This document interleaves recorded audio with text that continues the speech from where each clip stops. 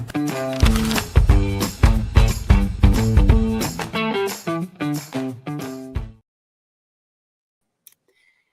everybody, it's your girl Sherry, and welcome back to another episode of Alleged Actually podcast. I am joined today by my Bravo bestie, Joey. Hey, Joey. Good morning. Good morning. Y'all, today is Real Housewives of Miami reunion, part 3 recap for season 7. Before we get into the recap, I want to do a quick admin note. If you're new, welcome. Over here, we do reality TV recaps, and occasionally we get into some pop culture segments. I promise. If that's your kind of content, welcome. Go ahead and hit that subscribe button and join the family. Share with a friend. Make sure that you hit that notification bell so you'll be the first to know when we drop good content. And always, please like this video and slide in our comments and let us know what you thought. So, Joey, we're going to do part 3, like I said, of the Real Housewives of Miami season 7 reunion. But as per usual, my Bravo bestie has that Bravo breaking news. So let's talk about it. Yeah. So all over like this morning, I'm reading all these stories. Apparently yesterday, Denise Richards and her ex Aaron were in court about the restraining order that she was granted, temporary restraining order she was granted, with him or whatever, because as we all know, something is not right. I don't know. I really can't put like my finger on it. Like that season where he was like talking about like, I don't even know what he was talking about. It was like aliens or like our subconscious, like whatever. Like, I mean, like, I don't know. Let me tell you something. He is very attractive, but the vibes are just very off. Yeah, it's very dark energy. They were in court yesterday. He gets arrested in court. He's like fighting with like court marshals, like blah blah. I mean, like the stories like this morning that I was reading were just like I really don't know like the specifics, but once again, it wouldn't be a podcast episode without someone being arrested in the Bravo universe. And here we are yet again, another day, and here we are yet again. I know. Another Bravo Liv hits the slammer. Shocker. I mean, I never really knew what she saw in him. I thought he gave creepy vibes. He kind of like reminds me of like Louis from like Jersey. Like, just like the vibes are like really, really off.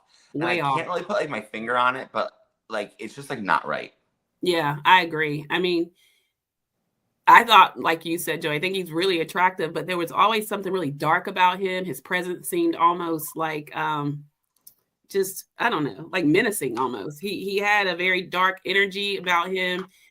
And so when this all started coming out, I really wasn't shocked.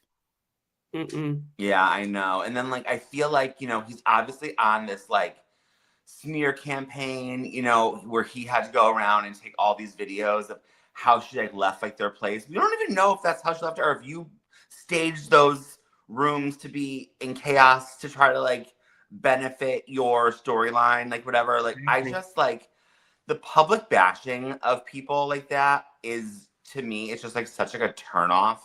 Yeah, I agree. Completely. So like, I mean, obviously, she didn't get arrested, so. Right. So there's that.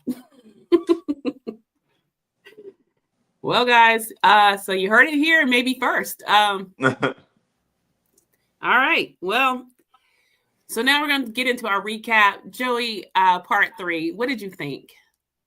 I don't really have many thoughts. I'm like honestly like shocked because I feel like Miami is like one of like the best franchises out there. I like love these women. I even love like the villains. I like love them all. And it was such a good season. Like every episode, like I was like laughing. I was into it. The drama was there. The jokes were there.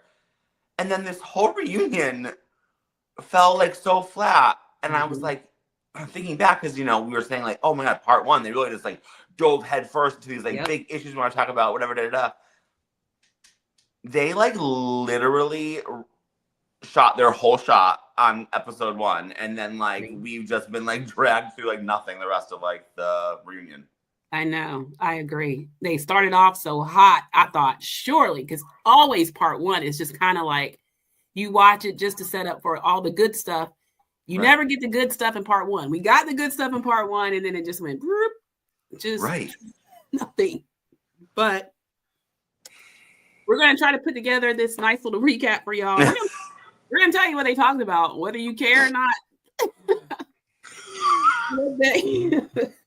They open up with Lisa, and she's talking about the passing of her dad and her grief. I will give Lisa some credit. She was clearly angry and hurt. She wanted to be heard, and I think she articulated properly. I think her points were definitely made. Mm-hmm. Unlike my good sis Gertie, she took her moment and she really made her points. So basically, they pan back to when Lisa and Larsa were in Milan, and Larsa made the comment, well, if your dad, is that sick, like, why are you here? Which I thought was just in poor taste, but checks very well with the Larsa that we know. Very well. Yeah. And so she says, I'm going to tell you guys why I chose to be there. My dad was unresponsive. So basically she was saying that he wouldn't have known whether she was there or not, and that he would have wanted her to go to Milan. And so, it was very insensitive of Larsa, but like you said, Joey, that's very on brand for her. She even was talking about how she hasn't even really grieved like she wanted to, because the group made her feel so bad when she was going through her divorce. They were like, Lenny. So they drive that into her so hard that she doesn't even want to grieve her father in the group, because she felt like they would say that she's just, going on too much about it or whatever. Which I was really surprised at Alexia for saying, okay, well, like, in other words, like, wrap it up. And I'm thinking, girl. I know. And it's like, way to be like tone deaf to like the whole conversation we're having at the moment. Yeah. And like, all I thought was, these women on this like right side of like my screen, like, those are not Lisa's friends. Not at all. When like in reality, like, the trio was always Alexia, Larsa, Lisa. Mm-hmm. So like, to see their reaction to her like losing a parent, I was like, wow, like, that's so heartless. I wouldn't treat someone that I didn't like like that. You know what I mean? Like, and then like the pile-on, I thought, like, it's in such poor taste. And here we have a group of women that really care about how they come off, what people think of them. And I'm like, what is happening here? Like, this is so disgusting. It was. Like, how you're acting on national television when this woman's trying to talk about her grieving her father. Like, it was just, I don't know, really bad look for that right side of the couch. Horrible. It's just, to me, proved the point that they were going to be banded together no matter what the topic, no matter what. Because I'm thinking, I would have hoped at least one of them would have, particularly Larsa, would have chimed in and been like, no, that's not okay, y'all. I'm sorry that I wasn't there for you. We didn't get that. No, this came off like a very premeditated, rehearsed like reunion. Like, that right side of the couch, they got together and they said, this is the plan, this is what we're gonna do, this is what we're gonna say, we're gonna da-da-da. Like, it was very, very obvious that they came in with like an agenda. And I think it like did not come off to their favor, in like their favor like at all. No, not at all. No, they did go on to talk about the elevator incident and the AC rumor. So apparently, when they were in Seville, the argument where Larsa was talking about how Jody was just blowing her up on text and wouldn't stop texting her, and there was more to the story than what we saw, which generally is the case. Correct. But apparently Larsa said something to Lisa in the elevator that I guess that sparked why Jody was texting her. And it was Julia that brought it up, saying, remember we were in the elevator and you were saying this, and then thank God the elevator doors open. So must have been, because Larsa's mouth she can go really low. Oh, so, yeah. And again, though, I think it really does like stem from that party and the AC in the bedroom thing. And my thing is, though, like, Jody, like, Jody's never done anything to these, like, women. So No. I don't understand, like, and this is where, right, like, I hate Larsa, is that, like, you're having a fallout with, like, your girlfriend, but you're not gonna, like, attack your girlfriend. I mean, she did it. Her and Lisa definitely fought this season, but, like, this is what Larsa does. You're gonna go after her boyfriend that has done nothing to you. Nothing. And you are going to keep on the same track with this. Oh, you know, we were in Milan. Look at his eyes. Look at his eyes. Yeah. Oh, in the bedroom, the AC, blah, blah. That's obviously what she was probably talking about on, like, that elevator yet again. Oh, yeah. And it's like, girl, like, redirect your anger if you want at Lisa. Like, it has nothing to do with Jody. No. And his point was that those rumors were starting to attack him, or could have attacked him professionally. Right. And, you know, Julia had her part in it, because when they flash back and show the scene when they're at the table and she's like, how big were his eyes? Even now looking back, I'm thinking, okay, so Larsa must have peeped y'all that she was going to drop that. So you guys were all engaged. And for Julia to set it up that way, because before she even said anything, she was setting it up to make it look like, okay, we're going to drop that. You know, he's obviously on something. And she's going to show the picture. And Jody's eyes are naturally kind of crazy. So, yeah. But always. His eyes are always large, and they're also awkwardly separated. And he kind of reminds me of Sid the Sloth. Yes.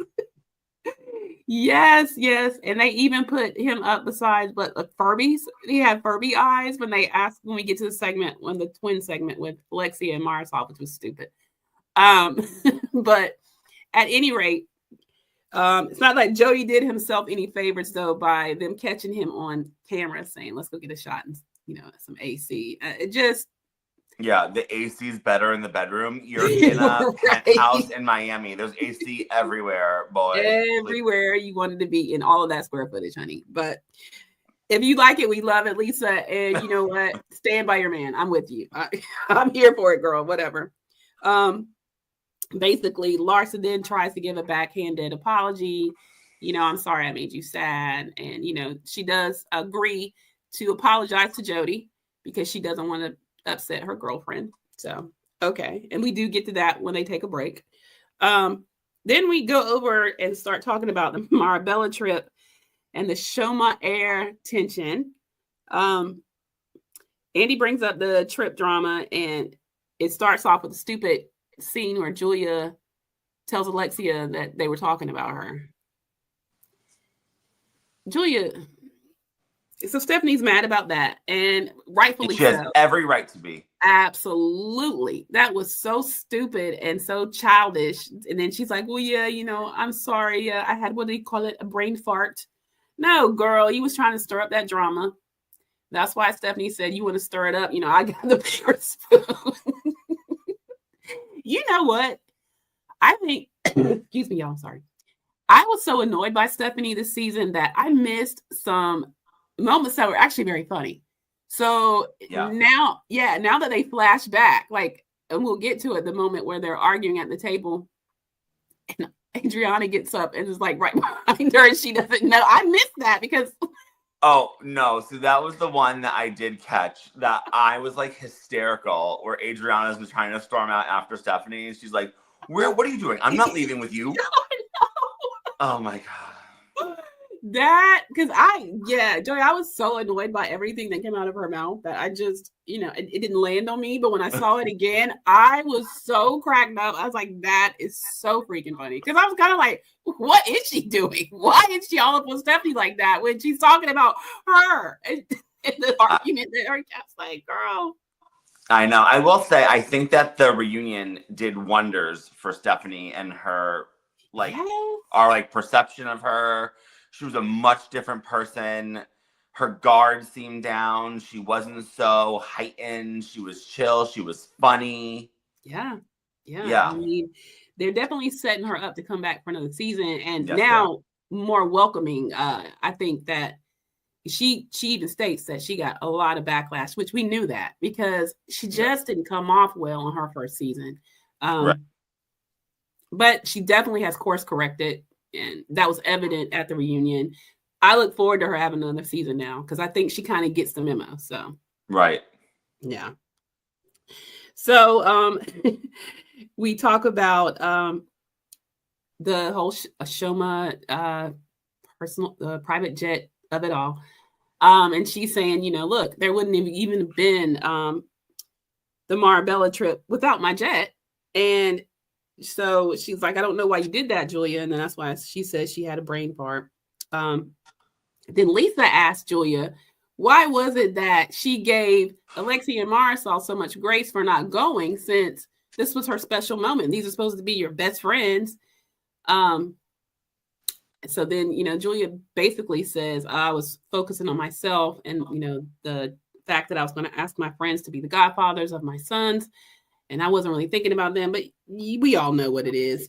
She'll do anything to stay in their good graces. She was not going to question Alexia and Marisol. So. No, never. She knows like her role, and she is, supposed like down here. They are like the leaders.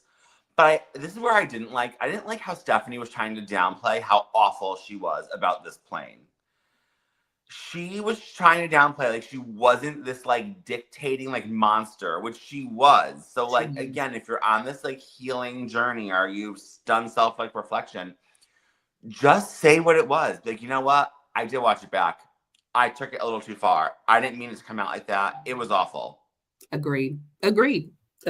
She did not, though. She tried to double down on the fact that they took it that they are the ones that took it wrong, and her demands were not that bad. Like if you were on there, wouldn't you have chosen to be on the private jet versus not, just to follow a few little rules? She still wasn't getting it, and that was evident. No. Yeah. So a little bit of the old Stephanie came back, and then she did her screaming, "Can I talk for a damn second?" And and he's like, okay.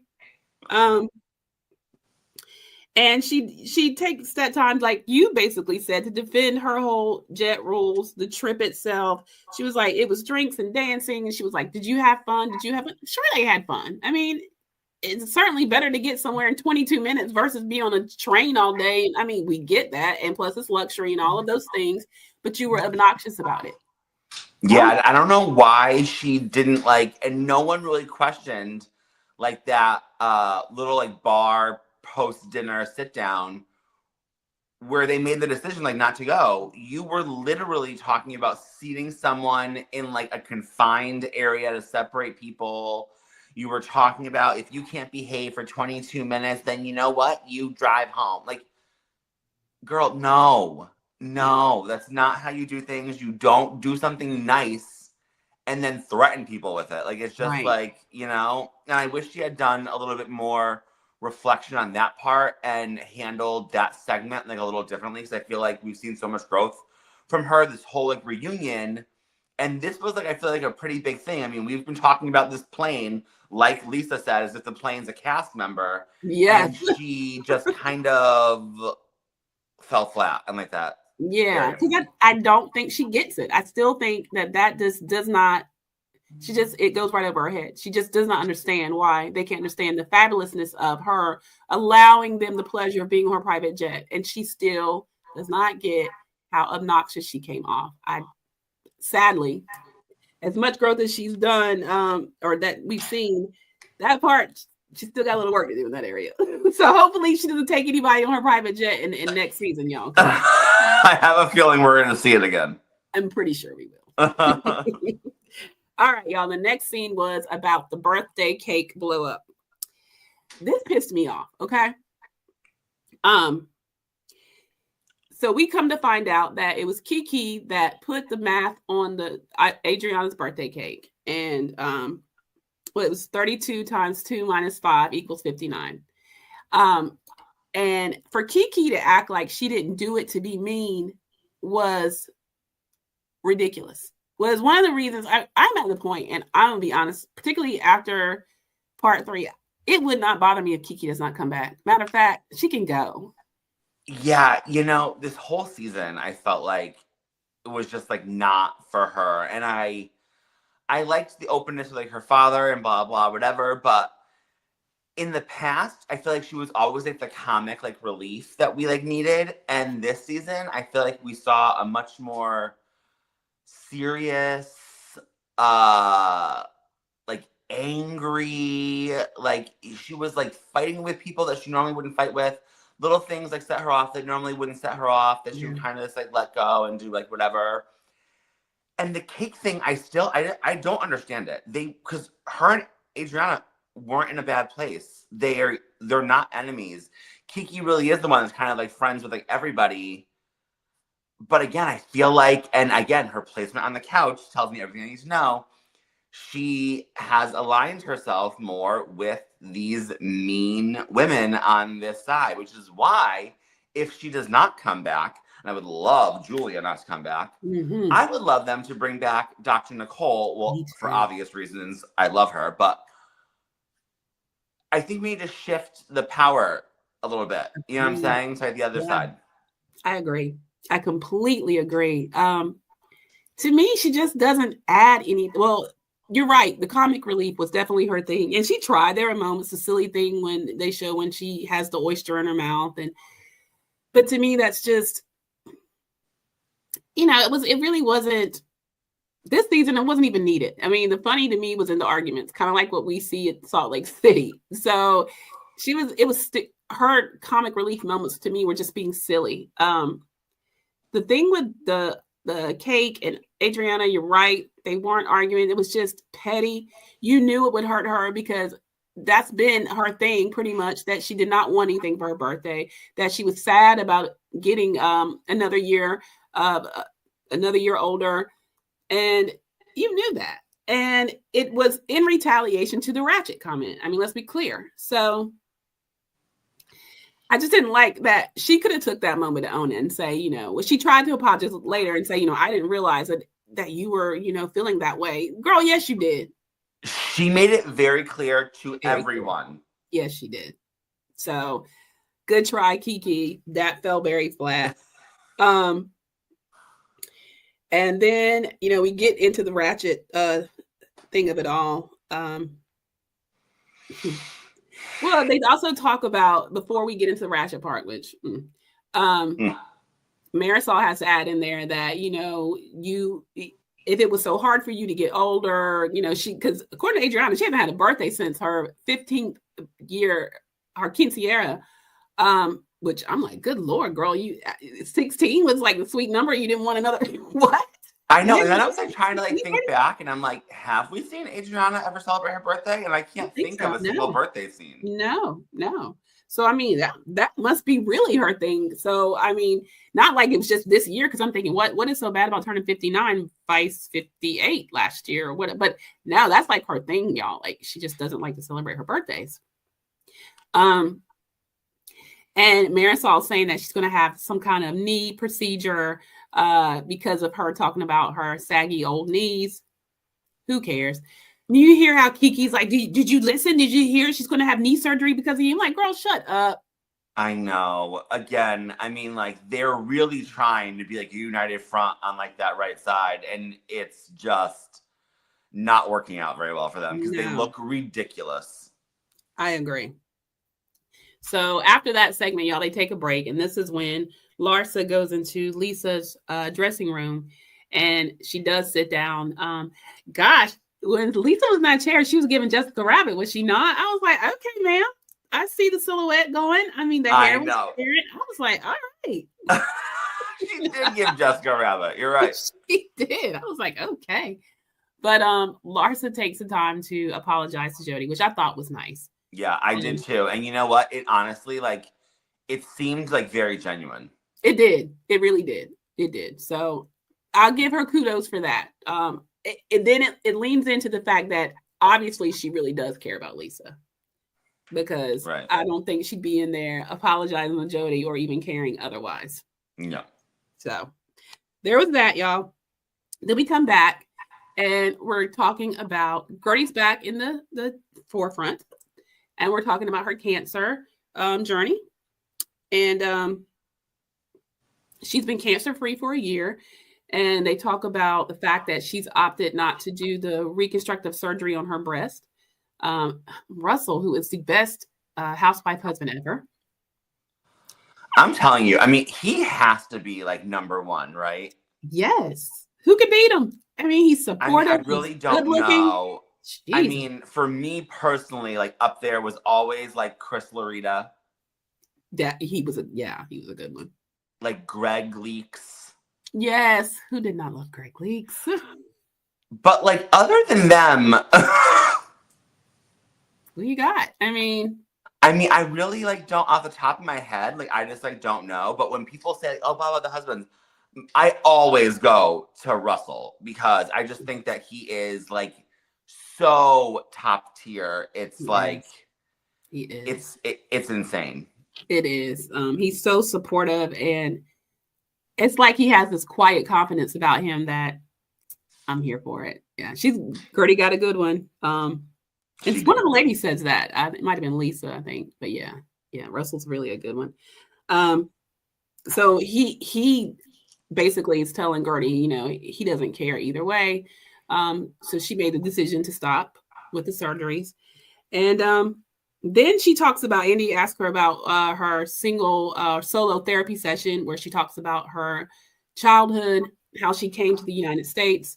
Apparently her parents, they made the decision because she was one of 7 children. Her and her younger brother, I believe it was, were brought over to the U.S. to stay with relatives.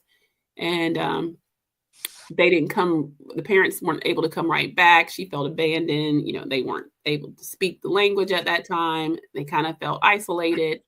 And she said that honestly, her story was pretty common around amongst Caribbean children that, parents decide to sacrifice and kind of let a few at a time come over or whatever.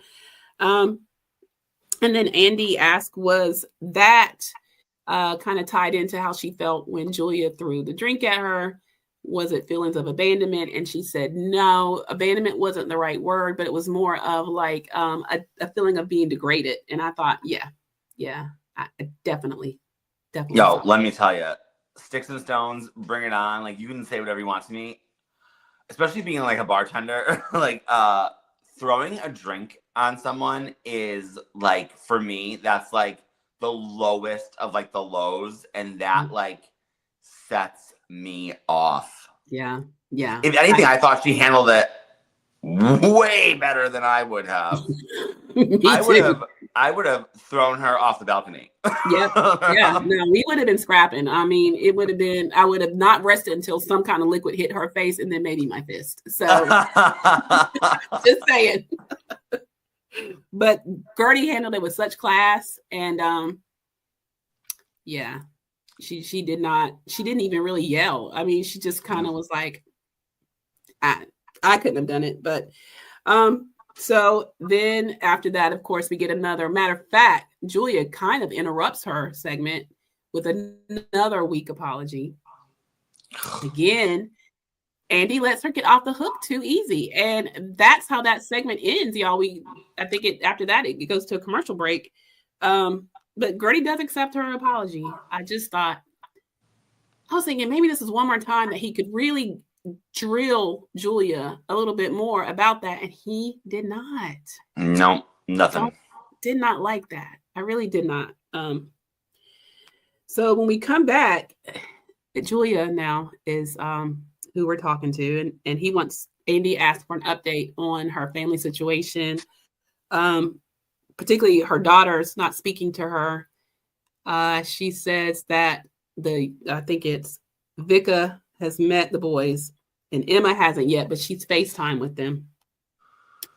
So there's that, but she does take into consideration that she feels like the girls are coming around. Yeah.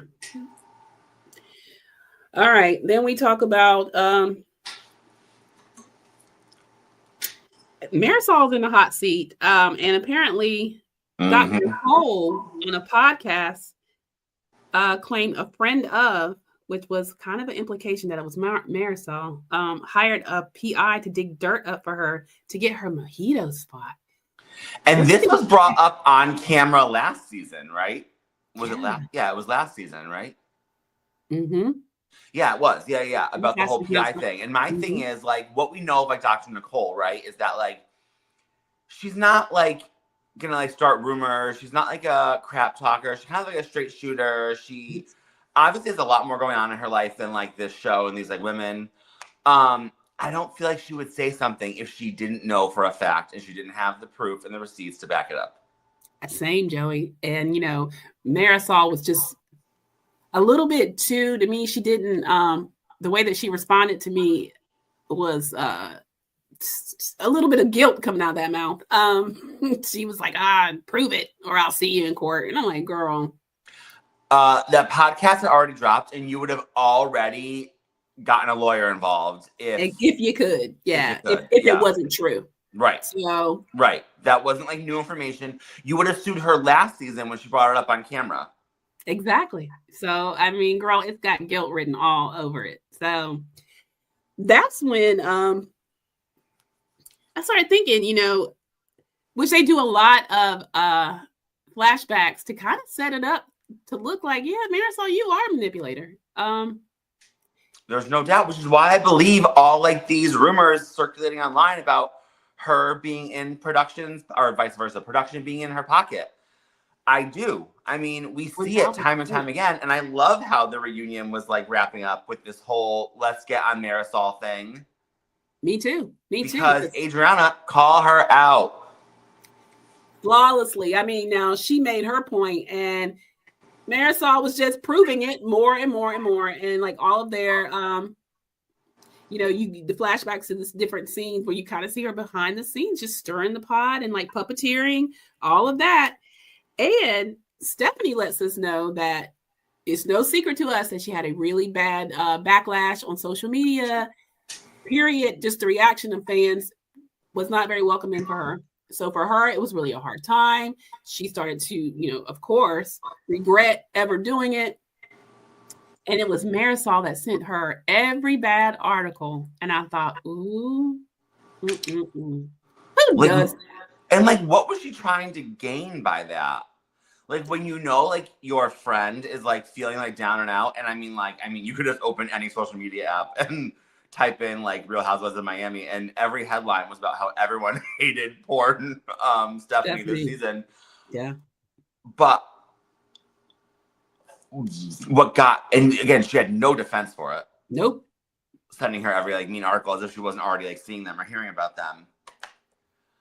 But I don't know. I mean, this is what they do on these shows. They let someone run production every time. They do.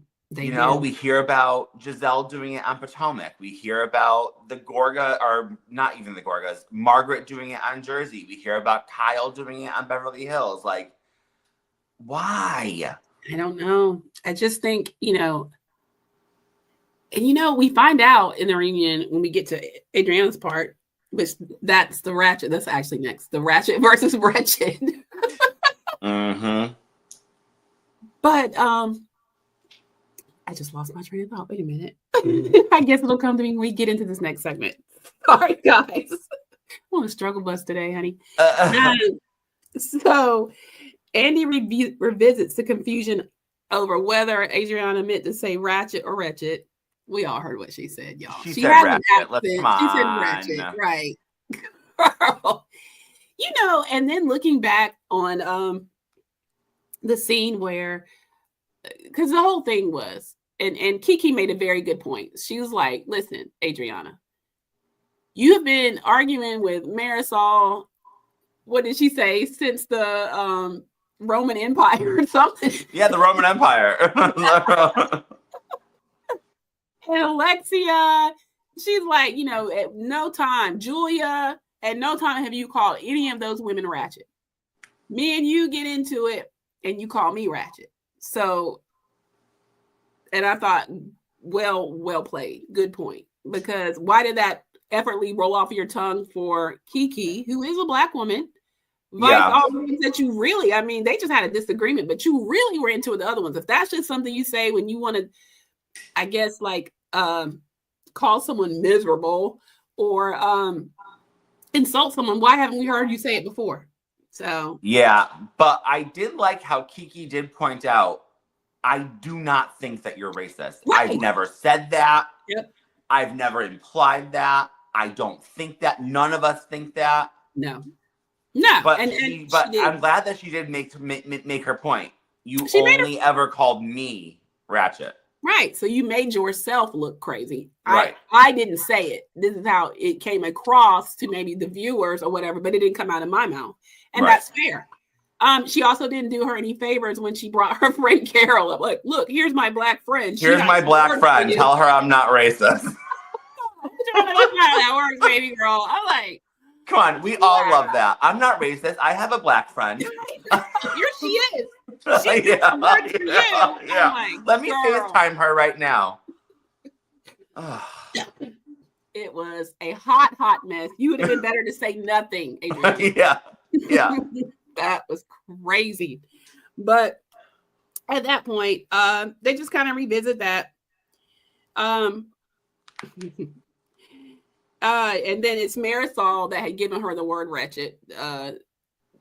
And she was like, I just kind of did that to help get the pressure off of her so that she would leave me alone for the rest of the season. Such a liar. Nope, because you know what? Here it was on full display. What she keeps being accused of is being the puppet master behind the scenes. Yep. And that was clearly a power move to have something on Adriana. I mean, it's so obvious. Oh, yeah. Which just proves the point Adriana's trying to make. She is very manipulative. I'm like, yeah, because 100%. If you think about when it came out in the season it was actually when they were over at Marabella when she's saying, oh, by the way, it was wretched, I was trying to say. And it just came out so crazy that now it makes sense as to why, because it's like, why are we revisiting it now? Where did this come from? It makes more sense now that we have that context to add to it. If that's what she was trying to say, she would have addressed it at the table in the moment when Kiki lost her mind. Right. So there's that. All right. That's pretty much what I have in my notes, other than the final reflections. I mean, that's all that really happened. Yeah. I mean, overall, I think for a reunion, it started off really great, and then, like I said, to me, it just fizzled after that. I will give them credit. Every one of the major storylines were definitely mentioned.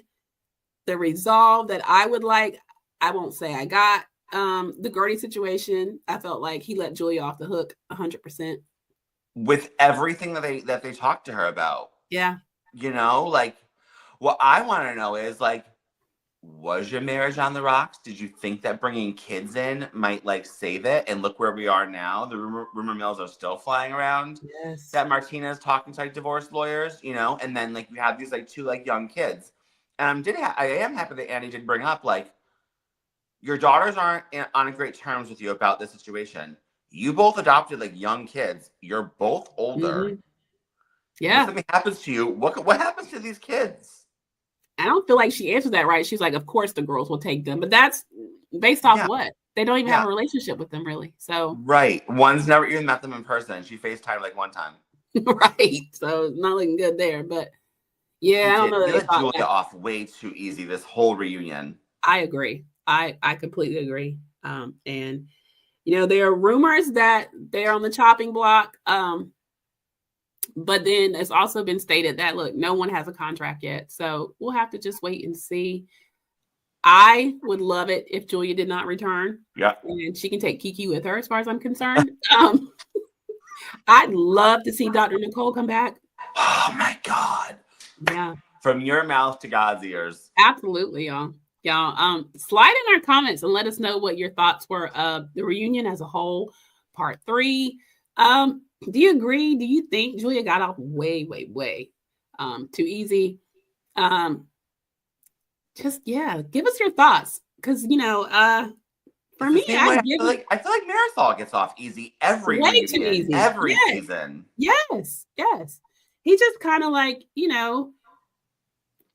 he would address things, but then let those weak responses just go and just move on to the next thing. So, and this is why I get it. I get he has a ton of fans. This is why I am not one of them when it comes to like stuff like that. I think that maybe it's time to put someone else in like that middle seat and host a reunion. You know, I think about even like, remember like years ago, like the Potomac one where they brought like Nicki like Minaj on. Yeah. And I mean, I'm sure they obviously went through what she was going to ask, but like, I mean, she was asking questions that we know Andy wasn't going to be asking. And she was holding people accountable. I remember she really got all over Ashley, and I was like, good. Right. Mm-hmm. Right. So yeah, it would be nice. That I think is fair. Like, keep watch what happens live, Andy. I love that. But yeah, maybe it is time for somebody else to do the reunions. Or you know what? Have a segment where you do take a break. Or you know what? Like, honestly, I mean, no matter what, they're going to like fine tooth comb everything that happens. Oh yeah, for sure. But like, I mean, I'll step in for 5 minutes. Give me those cue cards, baby. I got you. Yes. I mean, yeah. Let some of the podcast hosts do it. Or something like at least like let people like get in and ask like questions that maybe like you don't want to ask because like you play favorites. Right. You know what I mean? But I feel like my biggest thing was I feel like these women on like the right side still did not answer for why they felt like text messages were so much more offensive than throwing a drink on someone. That was my main thing I wanted to get through this reunion, and we never really got it. It was mentioned. Never. They gave some bull crap excuse. And I'm like, guys,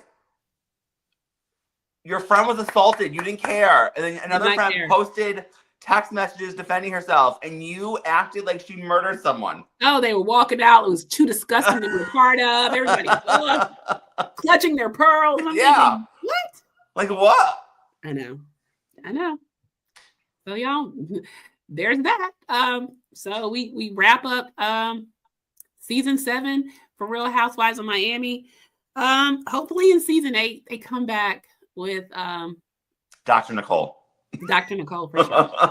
Yeah. And maybe, a different side of Stephanie, and maybe letting some of that negativity, i.e. Marisol, go, and Julia, and yeah. But I know I would love to see like Alexia without Marisol. Me too. It'd be like the Green Eyed Bandits broke up. Let's break up the twins, y'all. Let's give it. Because look at it. People are kind of liking Giselle more without Robin because she's not so toxic and negative. That is true. I'll give you that, Joey. I definitely saw better sides of her without Robin, and I think we would definitely, because listen, Alexia is the housewife, and that's who I'm a bigger fan of between the two for sure. I don't even care about Marisol, and so. Without her to because I really believe that she's puppeteering the heck out of Alexia. Outside of that, I think that she would forge better relationships with the other women. We still get to see some hot-headed moments. That's Alexia, but I don't think it would be so negative and toxic, right? Yeah, I agree. Yeah. So you guys slide in the comments. Let us know what you think. What would you like to see as far as cast shakeups? Do you agree? Let's try Marisol being gone and see if Alexia comes through. We get to see some more of her good traits without the toxic Marisol weighing her down. I don't know. Let us know what you think. All right, Joey, any final words? No, I mean, I feel like it's sad that we're ending like this. I feel like it was, again, like a really good season. I love Miami. The reunion fell really, really flat for me, which I thought was shocking because normally reunions are like my favorite part of like the season. This was not it. I agree. Yeah, it wasn't. But that's what we got, y'all. And again, we want to hear from you guys. So please make sure you leave us a comment on what you thought about the season, the reunion, and what you thought about this episode. As always, thank you guys so much for tuning in. We'll be back on Thursday for another recap on Real Housewives of Salt Lake City. So join us on Thursday night and have a wonderful day. Bye. Bye.